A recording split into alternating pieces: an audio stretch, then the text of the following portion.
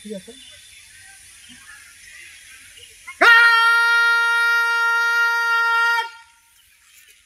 রাষ্ট্রীয় সালাম দিবে।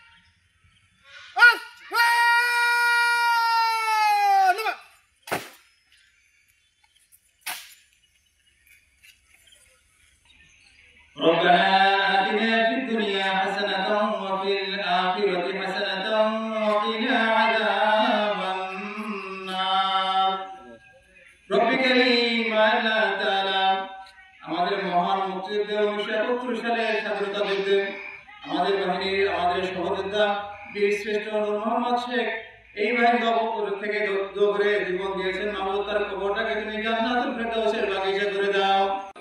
আল্লাহ রাদিয়াল্লাহু তাআলার শাহাদাতের সাথে বীর শ্রেষ্ঠ নূর মোহাম্মদকে তুমি কবুল করে নাও।